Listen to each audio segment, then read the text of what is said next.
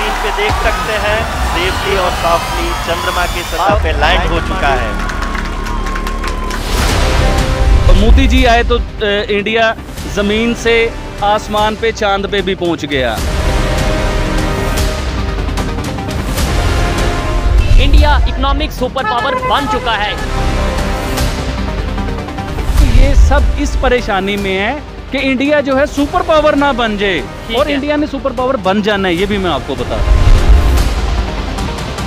10 से 15 साल बाद जो हमारी जनरेशन आएगी वो मास्टरमाइंड होगी। इसी वजह से लोग कह रहे हैं कि India will be the next super power.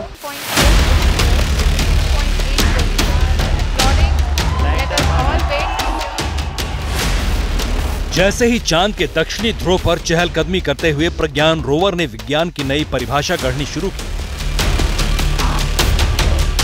जैसे ही चांद के पार से अनदेखे, अनकहे, अनसुने रहस्य दृश्यों में परिलक्षित होने लगे, जैसे ही हिंदुस्तान के विज्ञान वीरों की बहुप्रतीक्षित सफलता पर विश्व बिरादरी दंडवत सी हुई, वैसे ही सरहद पार से हिंदुस्तान के सुपर पावर हो जाने वाली आवाजें उठने लगी।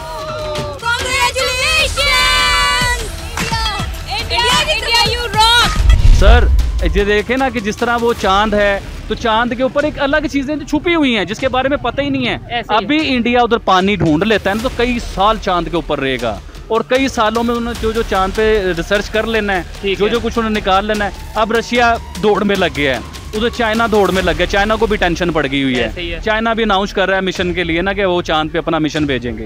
उधर से अमेरिका को टेंशन पड़ गई हुई है, जो अमेरिका यार है ना, उसे भी टेंशन पड़ गई हुई है। आप देखेगा अमेरिका भी जाने वाला है। तो मकसद ये है कि ये सब इस परेशानी में है कि इंडिया जो है सुपर पावर ना बन जाए, और इंडिया ने सुपर पावर बन जाना है, ये भी मैं आपको बता दूं। हिंदुस्तान के वैश्विक शक्ति होने वाली ये सिर्फ एक पाकिस्तानी आवाज नहीं है। जिन्ना के मुल्क में ये चर्चा आम हो चुकी है कि तरक्की की सीढ़ी चढ़कर हिंदुस्तान सबसे ताकतवर मुल्क बनने के करीब है, क्योंकि चांद पर जो मिलने वाला है वो भारत को शीर्ष पर लाकर खड़ा कर देगा। असल में ना हम ये समझ रहे हैं कि ये ऊपर जाना सिर्फ तरक्की है, महज ये तरक्की नहीं है। इसके बाद जो तरक्की आनी है ना एक्चुअल में, वो सबसे बड़ी तरक्की है। उनकी इंडस्ट्री में बूम आएगा, उनके मुल्क में इन्वेस्टमेंट आएगी, उनके लोगों को रोज़गार मिलेगा। एक्चुअल में वो कम्युनिकेटिव लिहाज से या टेक्निकल लिहाज से या IT के लिहाज से वो दुनिया में बहुत आगे चले गए हैं, दुनिया का चौथा मुल्क बन गए हैं। चांद के दक्षिणी ध्रुव पर क्या है वो अब तक रहस्य है। नेशनल साइंस सोसाइटी की एक रिपोर्ट की माने तो पानी, हीलियम और रेयर अर्थ एलिमेंट्स मिल सकते हैं। रेयर अर्थ एलिमेंट्स इस वक्त सिर्फ चीन के पास हैं, मगर चंद्रमा पर भी इसके होने की संभावना है। अगर ये मिल गया तो फिर इसका सीधा फायदा हिंदुस्तान को मिलेगा। यही वजह है कि पाकिस्तानी अवाम को लग रहा है कि भारत अब दुनिया का सबसे ताकतवर मुल्क बन जाएगा।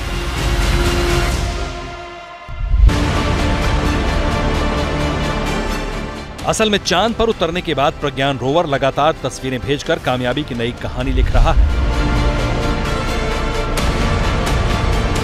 इससे जहां इसरो के वैज्ञानिकों का आत्मविश्वास चरम पर है, उसी तरह पाकिस्तानियों को भी हिंदुस्तान के विश्व गुरु बनने पर यकीन बढ़ता जा रहा है। क्या आपको लगता है कि आने वाले वक्त में इंडिया सुपर पावर बन सकता है?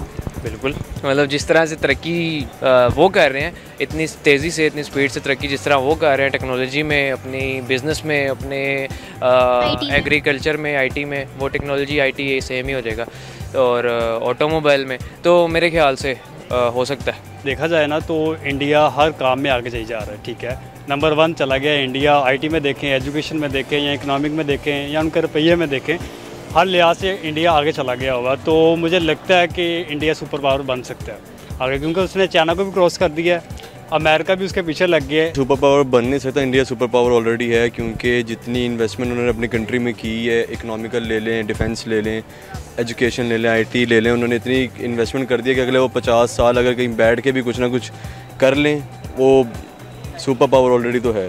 ना उसको चाइना की ज़रूरत है, ना उसको रशिया की ज़रूरत है, ना उसको अमेरिका की ज़रूरत है। अपने इस कथ्य को पाकिस्तान के नौजवान पूरे तथ्य के साथ साबित करने की बात कर रहे हैं। चंद्रयान के साथ साथ जिस तरह भारतीय अर्थव्यवस्था नई लकीर खींचती जा रही है, नरेंद्र मोदी जिस तरह दुनिया की तीसरी सबसे बड़ी अर्थव्यवस्था वाले संकल्प को सिद्ध करने के लिए प्रतिबद्ध दिख रहे हैं, उस पर पाकिस्तानी अवाम को रत्ती भर भी शक नहीं रह गया है। इंडिया इस टाइम दुनिया की 5वीं बड़ी इकॉनमी है। आने वाले 2 साल में वो पाकिस्तान वो दुनिया की तीसरी बड़ी इकॉनमी बनने जा रहा है। तो वो बहुत बड़ी बात है, कोई आम बात नहीं है। हमें ये सोचना चाहिए हमने कि कैसे नफरत फैलाई हुई है और कैसे हमने अपनी कौम को डेवलप कर दिया है। हमें चाहिए कि हम उनसे सीखें।